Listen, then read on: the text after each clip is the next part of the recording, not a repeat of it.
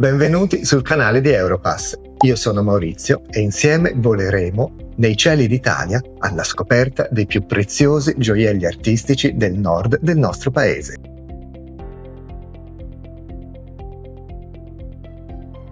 Bentrovati e benvenuti in un nostro nuovo viaggio alla scoperta dei più bei monumenti italiani.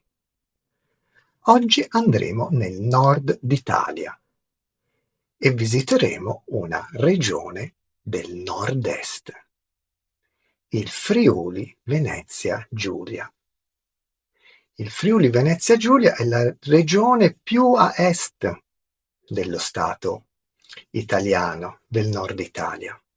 È una regione molto bella, forse soprattutto famosa per le sue montagne dove si può sciare, bellissimi luoghi, ma ci sono anche interessantissime città come Udine e Trieste e anche una piccola città che forse molto di voi non conosceranno.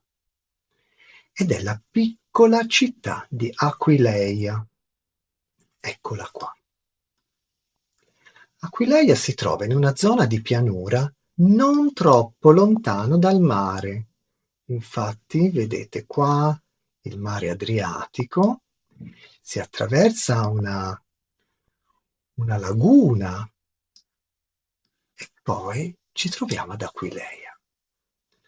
Aquileia oggi è veramente una piccola città, un piccolo paese, ma dovete pensare che invece nell'antichità, in epoca romana, era un importantissimo porto. Era probabilmente il più importante porto dell'Adriatico. Qui arrivavano navi da tutto il Mediterraneo ed essendo molto a nord era il porto dove arrivavano le merci che poi si sarebbero spostate nel nord Europa. Come vedete era una tipica città romana, con il cardo, il decumano, le strade messe in maniera perpendicolare, aveva un foro, una basilica, un circo, un anfiteatro e poi aveva un lungo porto che si sviluppava lungo un canale che veniva collegato al mare. Lungo questo canale c'era questo importantissimo porto di epoca romana antica. Dunque Aquileia è stata una città importantissima nell'antichità, molto ricca, e ancora oggi rimangono alcune rovine romane che si possono vedere. Ecco qua, alcune colonne, un colonnato romano molto rovinato, ma che ancora ci fa capire la ricchezza della città. Ci sono ancora alcune tracce, vedete, di edifici, si possono ancora intravedere i mosaici di gusto romano. Purtroppo non sono molte cose, ma sono interessanti per farci capire l'origine romana della città. Ed ecco qua, questo invece era l'antico porto. Queste erano le strutture dell'antico porto romano, che si sviluppava lungo un canale, che oggi è praticamente scomparso, e qui c'erano le banchine di attracco delle navi che caricavano e scaricavano merce. Eccole qua, alcune tracce dell'Aquileia romana.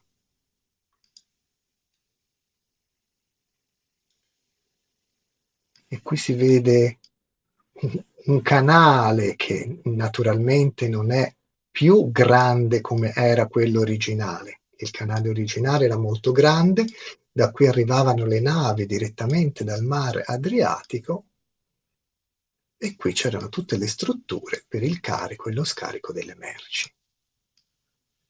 Non è molto quello che è rimasto, però è sufficiente per farci capire che Aquileia non era una città piccola e provinciale, ma era una città molto ricca, e questo lo vediamo nel suo museo, dove sono esposte sculture di epoca romana molto imponenti, monumentali, ricche. Guardate che bella questa collezione di ritratti, l'incredibile ritrattistica romana, i mosaici. Il museo locale ci fa vedere quanto in realtà quello che noi oggi non vediamo più, un tempo fosse veramente una grande città. Ma il mio viaggio ad Aquileia non vi vuole portare alla scoperta della città romana, ma alla scoperta della meravigliosa Basilica di Santa Maria Assunta. Una incredibile, meravigliosa basilica di epoca romanica che è inserita anche fra i luoghi dell'UNESCO. È un patrimonio dell'umanità dell'UNESCO. Dunque è un luogo a cui è stato riconosciuto un valore storico-artistico assolutamente straordinario. Questa grande basilica, veramente monumentale, viene edificata nel 1000, intorno all'undicesimo secolo. Dunque veramente molto antica. Siamo in pieno Medioevo. Architettonicamente siamo in epoca romanica ed è un edificio veramente imponente. È quello che noi oggi definiamo una basilica. Oggi nell'italiano moderno, quando si pensa alla parola basilica, ci viene in mente una chiesa di grandi dimensioni, una chiesa monumentale, normalmente formata da 3 navate sostenute da colonne, ma in realtà la parola basilica nasce in epoca antica, in epoca romana, per indicare dei grandi edifici pubblici. In epoca romana le basiliche esistevano già ed erano proprio dei grandi edifici pubblici che servivano per diverse attività della città.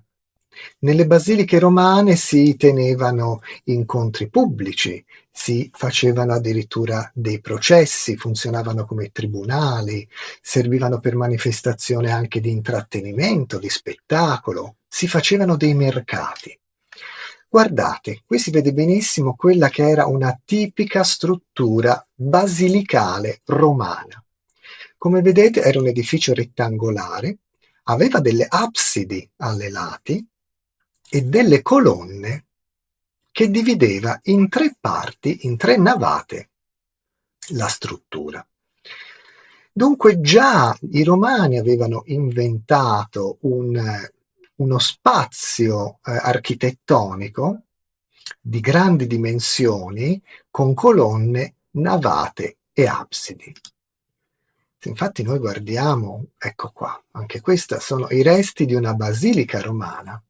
Guardate, si vede benissimo la formazione romana della basilica. Le colonne che creavano 3 navate, un'abside di fondo. Qui è veramente molto chiara questa struttura architettonica.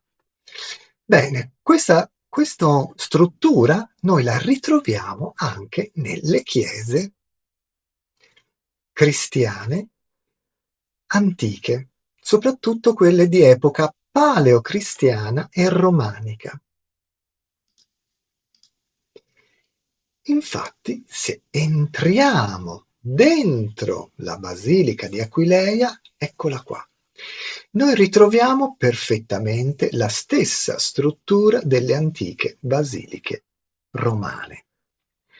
Questo cosa ci fa capire? Che le chiese paleocristiane, ma anche le chiese romaniche, gotiche, fino ai giorni nostri, imitano un modello architettonico che era già stato creato dagli antichi romani. Ecco qua. Noi qui vediamo perfettamente la stessa struttura architettonica delle basiliche romane. Delle colonne che dividono lo spazio in tre, navata centrale e navata laterale, che sostenevano le pareti e il soffitto. Guardate, esattamente la stessa struttura delle antiche basiliche romane. Dunque, quando noi oggi pensiamo alle basiliche come delle chiese monumentali divise in navate, pensiamo bene che infatti molte delle chiese cristiane hanno questa struttura, ma dobbiamo ricordarci che questa modello architettonica arriva dall'antichità e dall'architettura romana. Dunque, anche questo ci fa capire che le prime chiese cristiane in qualche modo imitano l'arte romana. Le prime chiese cristiane non sono qualcosa di veramente originale, ma sono la replica di un modello architettonico ancora più antico. Naturalmente poi nei secoli i vari stili acquisiscono decorazione, acquisiscono caratteristiche diverse, però l'idea di partenza di un grande edificio che accogliesse molte persone, che accogliesse molti fedeli per la preghiera, nasce appunto da un modello antico romano. E qui questo si vede proprio molto bene, proprio perché questa è veramente una chiesa molto antica. Anzi, in realtà questa chiesa che noi vediamo, che vi ho detto costruita nell'anno 1000, è una ricostruzione di una chiesa ancora più antica. Dovete pensare che la chiesa originale era addirittura del IV secolo d.C., cioè fu costruita nel 314-315 d.C., in un momento molto speciale per la storia della Chiesa cristiana. Infatti dovete sapere che il cristianesimo, la religione cristiana, non era amata dall'antica Roma, anzi i romani erano contro il cristianesimo. Solo nel 313 d.C., grazie all'imperatore Costantino, che con il famoso Editto di Milano fa una legge in cui dichiara finalmente, dopo 3 secoli, che la religione cristiana è religione di Stato. L'impero romano, l'antico impero romano, a questo punto avrà solo una religione ufficiale, che sarà appunto la religione cristiana. Dunque, dopo il 313 cominciano a nascere in tutto l'impero romano tante chiese. Ed anche ad Aquileia, che era un'importante città romana, nasce un importante edificio religioso. E anche quello aveva una forma a basilica. Questo primitivo edificio religioso fu distrutto quando nel 1000 si decise di costruire questa nuova chiesa ancora più grande, quella che noi vediamo oggi, e anche questa utilizzando lo schema a basilica romana. Dunque qui siamo all'interno di un edificio, quello che noi vediamo oggi, è l'interno di un edificio in stile romanico, ma che si ispirava alle basiliche romane. Ma questa chiesa ha qualcosa di veramente speciale, che la rende diversa dalle altre, ed è il suo pavimento. Nella chiesa, nella basilica di Aquileia, è stato ritrovato un antico pavimento di epoca paleocristiana sotto il pavimento medievale. Ed è un pavimento straordinario, incredibile, perché è tutto un gigantesco mosaico di epoca paleocristiana.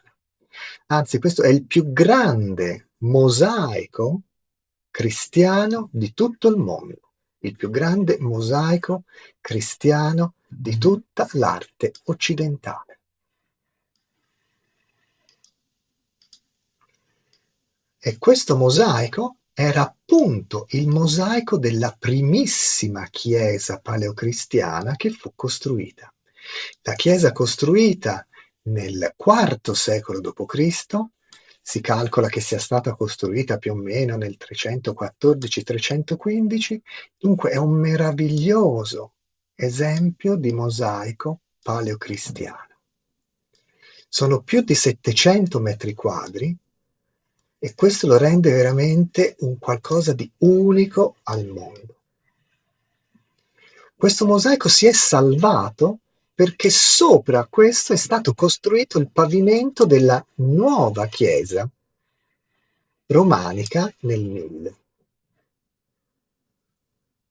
Questo ha permesso che il pavimento della chiesa paleocristiana, della chiesa più antica, si conservasse perfettamente.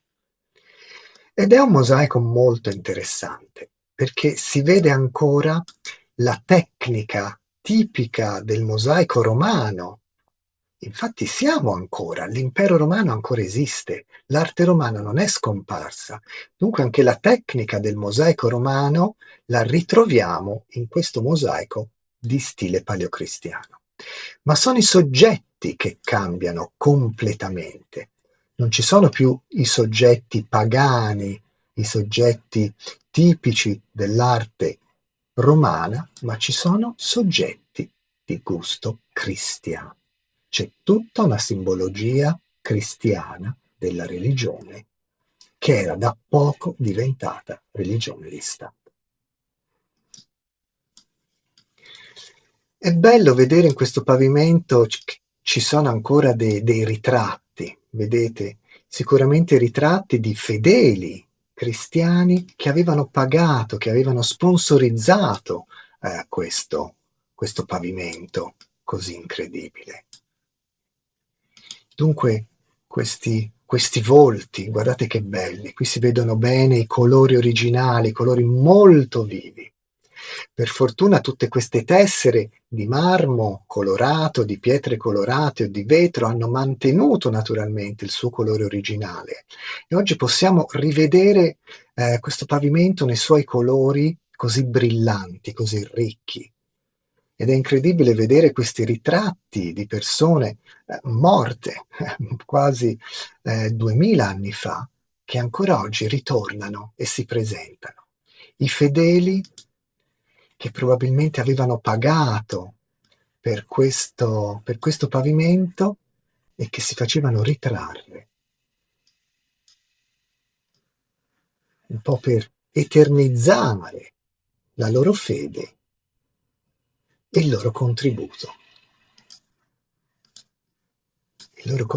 alla costruzione di questa incredibile, guardate che bello, questo incredibile edificio. Se notate, fra questi volti si trova spesso la figura del pesce. Eccolo qua, vedete un pesce? E il pesce sarà uno dei simboli continuamente ricorrenti in questo edificio, perché nella cristianità, nell'antica cristianità, in epoca paleocristiana, il pesce era il simbolo di Cristo, il simbolo di Gesù.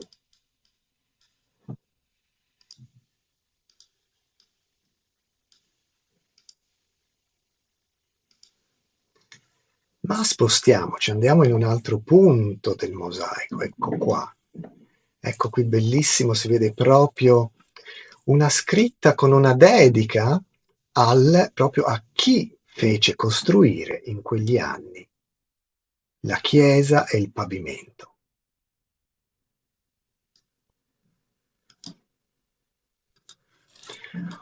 Ovvero è dedicata al vescovo Teodoro. Infatti qui, scritto in latino, c'è Felice te, Teodoro, il vescovo Teodoro, che con l'aiuto di Dio Onnipotente e del gregge che ti ha concesso hai costruito questa chiesa e gloriosamente lo hai consacrata. Dunque qui abbiamo proprio una targa che in qualche modo ci fa capire chi e quando l'ha primitiva l'antica chiesa è stata costruita, e anche questo meraviglioso mosaico. E anche qui vedete ritorna sempre il simbolo del pesce, della pesca, che è molto caratteristico della prima arte cristiana.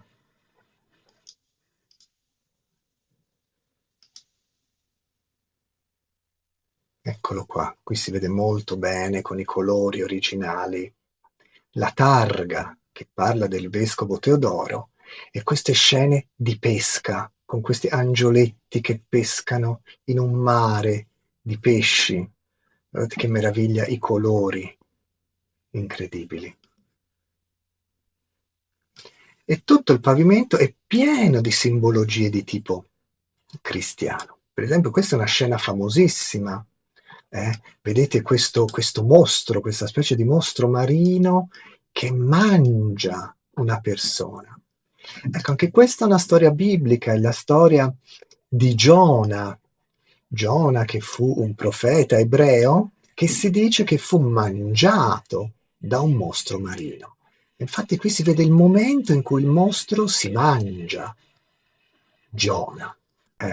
In questa foto si vede molto meglio e si possono anche vedere i meravigliosi colori. Guardate i pesci loro azzurri che diventano quasi argento, sembrano proprio che ci sia un riflesso di luce, di acqua sulla loro pelle. E vedete proprio questa scena di questa barca in mezzo al mare, del personaggio che viene inghiottito dal mostro marino. E anche questa è proprio una tipica storia della cristianità più antica. Infatti Giona viene prima mangiato dal mostro, ma poi vedete a un certo punto viene, come dire, sputato. Il mostro marino rilascia Giona vivo e questo ha proprio un significato cristiano. La scena che vediamo è proprio quella del mostro marino che in qualche modo sputa fuori Giona e che lo sputa vivo.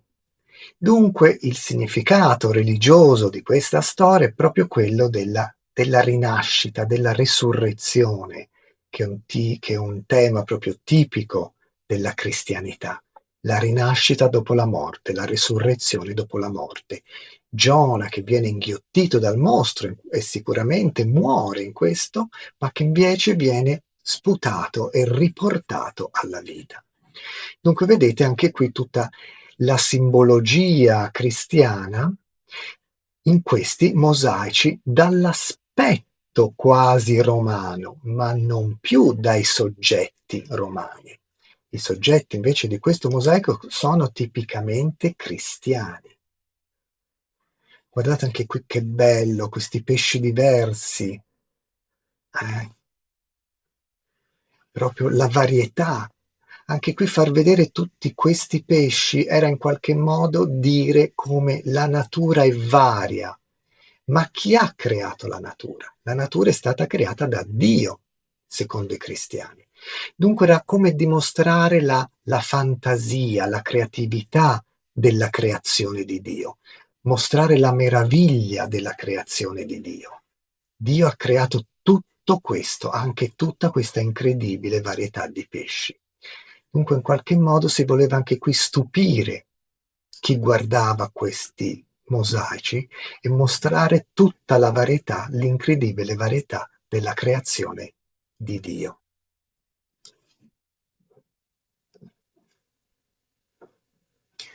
Guardate anche qui che raffinatezza decorativa di alcuni particolari di questo mosaico. E di nuovo sempre gli animali. Anche qui questi animali hanno tutti dei valori simbolico-cristiani. Anche qui si vuol mostrare la diversità della creazione divina, ma spesso quando troviamo la figura della pecora e del pastore, anche questo ha chiaramente un significato cristiano. Il pastore è la guida delle pecorelle, la guida delle pecore, e le pecore sono i fedeli che in qualche modo seguono il pastore, cioè seguono la parola di Cristo, la parola di Dio. Dunque in qualche modo le pecore, il gregge è l'insieme dei fedeli cristiani. Ma guardate, bellissimo anche questo pavone. Anche il pavone non è un animale rappresentato per la sua bellezza estetica, ma anche qui c'era dietro tutta una simbologia. Si pensava nel passato che il pavone avesse delle carni che non imputridissero, cioè che il pavone dopo morto non si decomponesse. La carne del pavone era considerata una carne eterna. Anche dopo la morte il pavone non si decomponeva. Dunque quest'idea di una carne eterna, questa eternità del corpo, diventa un simbolo della eternità della religione, l'eternità di Dio, l'eternità di Cristo, l'eternità della fede. Dunque il pavone diventa un simbolo dell'eternità cristiana. Bellissimo anche questo mosaico del gallo contro una tartaruga. E anche questa è una simbologia tipica della antica cristianità. Il gallo che cantava la mattina quando il sole sorge era il simbolo del colui che saluta la luce, il sole che nasce, la luce che nasce. Dunque era colui che in qualche modo salutava la luce divina. Dio come luce, il gallo che saluta la luce, il gallo che saluta la luce di Dio. Dunque era considerato un animale sacro, non sacro, ma in qualche modo devoto alla luce divina, mentre la tartaruga era considerato un animale terrestre, in qualche modo infernale addirittura. Dunque il gallo che combatte la tartaruga era come colui che accoglie la luce, colui che accoglie Dio, che accoglie la religione, che combatte contro l'oscurità dell'inferno. Ma si trova anche questa ragosta incredibile, bellissima nella sua rappresentazione, con le sue chele, che ancora oggi invece è una simbologia misteriosa, non si sa che cosa rappresenti, ma si ipotizza che la ragosta, come tutti i crostacei, avevano una parte esterna dura, forte, e invece una parte interna morbida, che è la parte che si poteva mangiare. E forse anche questo aveva un significato religioso, come la parte esterna dell'uomo, cioè il corpo dell'uomo, non ha importanza, ma è importante la parte interiore dell'uomo, cioè l'anima. Sapete che per i cristiani, soprattutto per i primi cristiani, l'anima, cioè la parte interiore, aveva un valore assolutamente superiore al corpo. Il corpo non era importante, la parte esterna, l'involucro dell'uomo non aveva importanza la parte interiore, cioè la parte spirituale, l'anima. Dunque l'aragosta un po' simboleggiava in maniera estrema questa idea. La parte esterna, questa scorza dura che non si può mangiare, che non ha un valore, mentre la parte interna, la parte che si può mangiare, la parte pregiata, simboleggiava la parte interiore, l'interiorità, la spiritualità, l'anima. Dunque probabilmente anche l'aragosta aveva questo valore simbolico per i primi cristiani. Ma troviamo anche figure umane, tra l'altro figure umane vestite come soldati romani. Anche qui ricordiamoci che questi mosaici risalgono al IV secolo, siamo nel 300 d.C., l'impero romano era ancora vivo e vegeto, e dunque anche tutta la struttura eh, statale dell'impero romano, tra cui la struttura militare. Era solo cambiata la religione, non c'era più nel IV secolo una religione pagana, ma con l'editto di Milano fatto dall'imperatore Costantino, la religione cristiana diventa religione di Stato. Ecco qui, guardate anche qui, bellissimo, questo mosaico, in queste cornici, con animali, e anche qui il pastore, il simbolo del pastore di cui abbiamo parlato poco fa. Dunque vedete, è una chiesa molto interessante per la sua storia, molto. E soprattutto è interessante questo suo incredibile pavimento a mosaico, che era il primo pavimento della prima chiesa cristiana che si trovava su questo luogo. Questa prima chiesa fu distrutta, sopra di essa fu costruita la nuova chiesa, la nuova basilica di gusto romanico, e poi in tempi più recenti è stato scoperto questo incredibile veramente pavimento.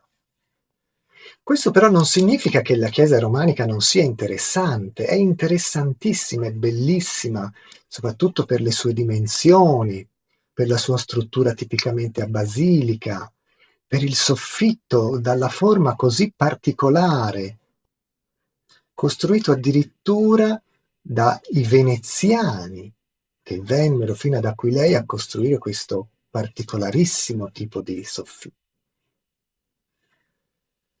Chiesa che poi fu ristrutturata in periodo gotico. Infatti vedete, si trovano ancora le colonne, gli archi che furono rifatti in epoca gotica. Infatti hanno l'arco a sesto acuto. Mentre qui troviamo ancora gli archi originali di epoca romanica. Dunque vedete come questa chiesa ha avuto una storia molto complessa. È stata una chiesa paleocristiana nel 300, è stata ricostruita in stile romanico nel 1000, è stata restaurata con elementi gotici nel 1300. E poi vediamo nella sua abside una meravigliosa pittura ad affresco, anche questo cosa non scontata, perché è un affresco del 1100, dunque molto antico e non è facile trovare ancora oggi degli affreschi così antichi. Affreschi di gusto bizantino però, ricordano molto le icone bizantine, che era lo stile predominante proprio nel 1100.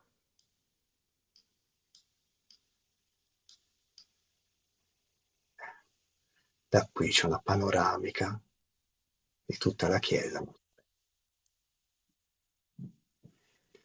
Ma scendiamo nella cripta, perché la nostra basilica, come tutte le chiese che furono costruite o ristrutturate in epoca romanica, possedevano una cripta. La cripta, cioè un piano inferiore dove normalmente si conservavano le reliquie dei santi. Anche questa è una cripta molto interessante per le sue pitture, anche queste pitture molto antiche. Anche qui siamo nel 1100. Qui in questa foto si vede benissimo i colori che si sono ancora conservati in maniera straordinaria. Sono veramente fra i più antichi affreschi che si possano trovare in Italia e che si sono conservati ancora piuttosto bene. E anche questi ricordano molto le icone bizantine, e sappiamo benissimo che lo stile bizantino era lo stile predominante nella pittura del 1000, del 1100 fino al 1200. E guardate dopo quasi 1000 anni come si sono mantenuti bene i colori ancora.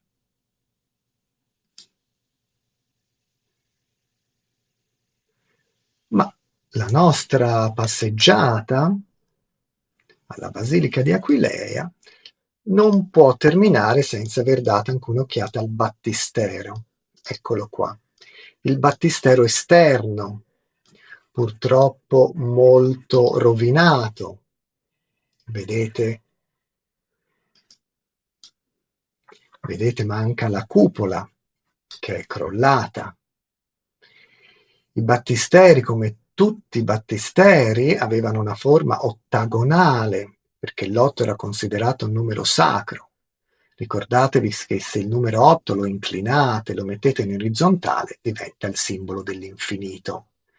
L'infinito di Dio, l'infinito di Cristo. Dunque l'8 è sempre stato un numero con una valenza spirituale. Ma perché si costruivano dei battisteri all'esterno delle chiese? Eccolo qua, l'interno. Perché? Perché nell'Alto Medioevo chi non era battezzato non poteva entrare in chiesa. Dunque si costruivano degli edifici specializzati solo per battezzare le persone.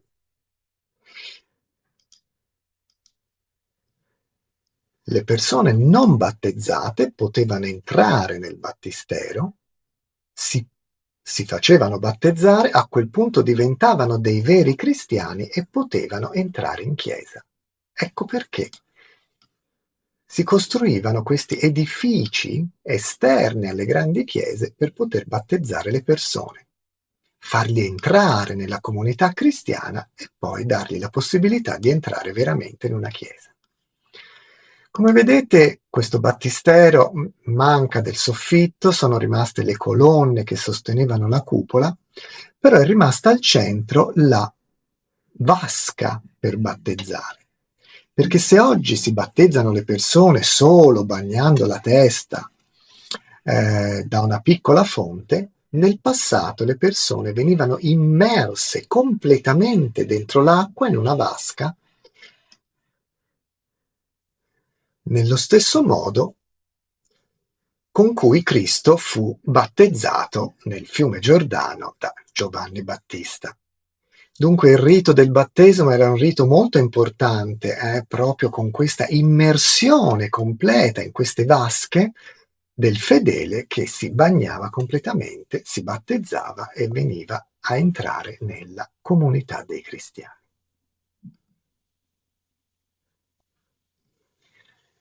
E anche il battistero ha tutta una sua parte che era decorata a mosaico, che è stata riscoperta, vedete anche qui, vicino ai locali del battistero sono state ritrovate anche lì dei mosaici antichi, bellissimi. Anche qui vedete di nuovo il simbolo del pavone, l'animale la cui carne eterna simboleggiava l'eternità di Dio.